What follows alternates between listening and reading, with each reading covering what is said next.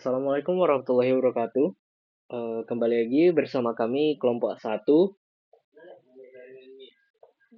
pada mata kuliah pengolahan citra digital. Kali ini kami akan membahas klasifikasi citra. Kelompok kami sendiri terdiri dari yang pertama saya, Muhammad Rido, dan teman saya, Diki Sambora Stumpul. Baik, langsung saja kita masuk ke penjelasan yang pertama. Baik, di sini saya akan menjelaskan tentang definisi klasifikasi. Klasifikasi dalam citra merupakan teknik dalam pengolahan citra digital yang bertujuan untuk mengelompokkan atau mengkategorikan objek dalam citra berdasarkan ciri-ciri visual yang diekstrak. Proses ini melibatkan pengenalan pola visual dan menggabungkan konsep dari pengolahan citra dan machine learning untuk memungkinkan komputer memahami dan merespon konten visual secara otomatis. Baik, kemudian kita masuk ke tujuan. Tujuan dari ini merupakan yang pertama, pengelompokan objek. Ini berguna untuk memisahkan objek dalam citra ke dalam kelas tertentu berdasarkan fitur visual. Berikutnya ada pengenalan pola. Ini berfungsi mengidentifikasi pola atau distribusi dalam data citra untuk analisis lebih lanjut.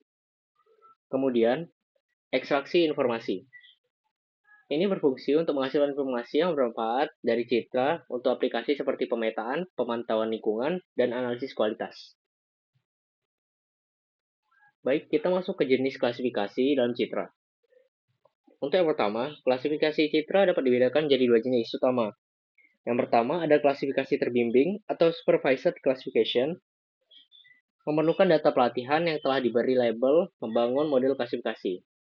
Contoh metode yang digunakan pada klasifikasi ini ada maximum likelihood classification atau MLC dan random forest. Untuk klasifikasi kedua ada klasifikasi tidak terbimbing atau unsupervised classification. Tidak memerlukan data pelatihan, algoritma kelompokan data berdasarkan kesamaan fitur tanpa label. Untuk contoh metodenya ada K-means clustering dan self-organizing maps atau SOM. Berikutnya kita masuk ke teknik klasifikasi. Terdapat beberapa teknik yang umum digunakan dalam klasifikasi citra, meliputi yang pertama ada naive Bayes, menggunakan probabilitas mengklasifikasikan citra berdasarkan fitur yang diekstraksi, seperti warna dan bentuk. Yang kedua ada jaringan saraf tiruan atau artificial neural network, menerapkan algoritma pembelajaran mendalam untuk mengenali pola kompleks dalam data citra. Yang ketiga ada convolutional neural networks atau CNN. Metode ini meniru cara sistem visual manusia bekerja dan sangat efektif dalam pengenalan gambar.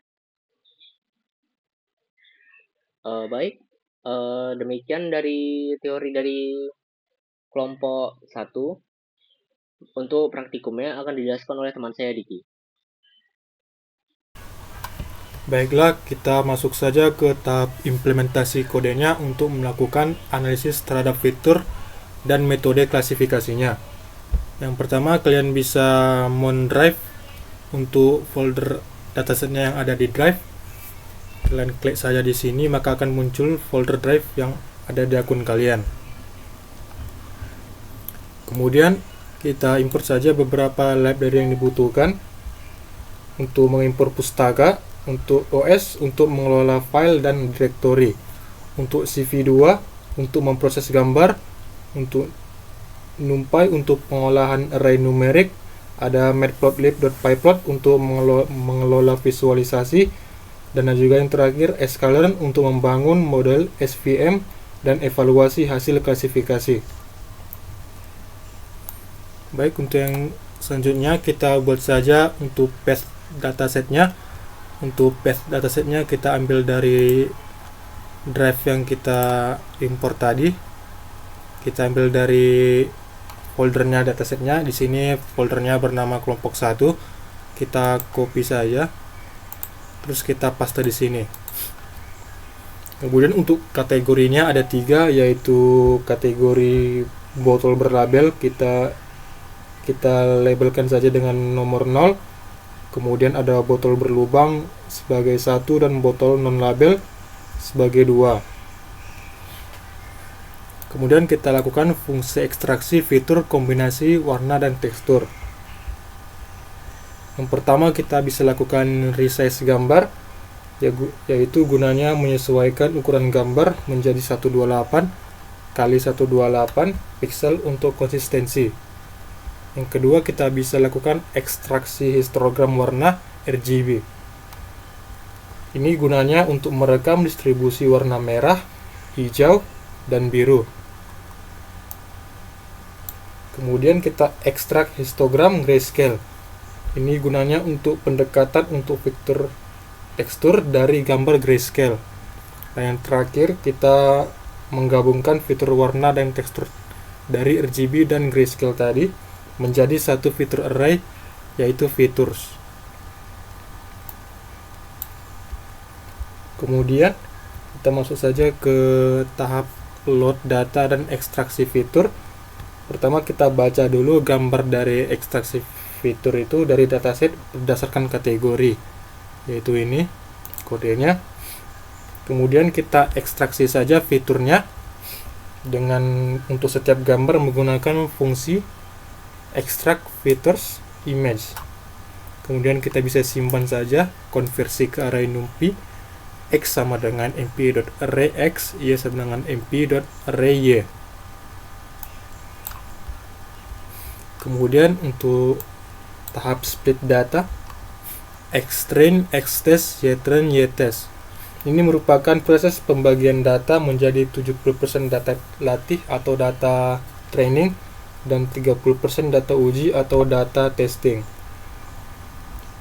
Kemudian kita menggunakan parameter stratify agar pembagian data mempertahankan proporsi kelas. Kemudian kita masuk ke inisialisasi dan latih model SVM atau support vector machine. Inisialisasi SVM dengan kernel linear untuk klasifikasi dan latih model SVM menggunakan data latih xtrain dari sini dan ytrain.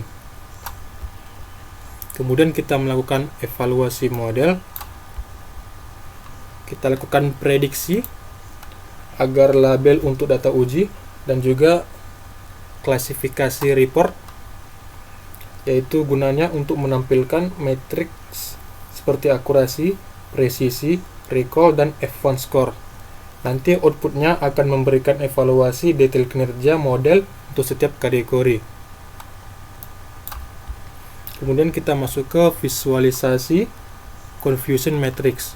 Ini adalah kodenya. Ini fungsinya adalah membuat confusion matrix untuk menganalisis prediksi model. Adapun visualisasi confusion matrix menggunakan warna biru untuk menunjukkan performa model. Sini nanti akan tertulis grafik visualisasi untuk confusion matrix. Nanti outputnya akan mempermudah identifikasi kesalahan prediksi antar kategori. Kemudian yang terakhir kita masuk ke kode untuk plot probabilitas prediksi untuk contoh data. Ini gunanya untuk menampilkan probabilitas prediksi untuk 5 sampel data uji pertama. Kemudian membuat grafik batang yang menunjukkan kepercayaan model terhadap tiap kategori. Dan kemudian nanti outputnya akan menampilkan sampel uji tertentu, yaitu membantu memahami keyakinan model terhadap klasifikasi. Untuk setelah kedataran nanti akan membutuhkan beberapa saat untuk classification report, maka hasilnya akan seperti ini. Di sini untuk botol berlabel, botol berlubang, dan botol non-label. Untuk presisinya sama, recall-nya sama, F1 score-nya sama, dan supportnya terlihat berbeda. Untuk yang berlabel ada 35, berlubang 19, dan non-label merupakan 45. Kemudian ada akurasinya juga hampir sama untuk ketiga-tiganya, presisi, recall, F1 score, dan support. Kemudian kita masuk ke matriks yang tadi, yaitu matriks confusion. Grafik menunjukkan prediksi benar dan salah untuk tiap kelas. Di sini adalah botol berlabel 3500, Untuk botol berlubang 0, 19, 0, dan untuk botol non label adalah 0, 0, 45. Ini adalah prediction table. Kemudian kita masuk ke grafik berikutnya, yaitu predicted probabilities for test sample 1. Di sini ada tes untuk probabilitasnya ada 5 karena kita buat contohnya ada 5. Untuk yang pertama seperti yang bisa dilihat, botol non label lebih tinggi.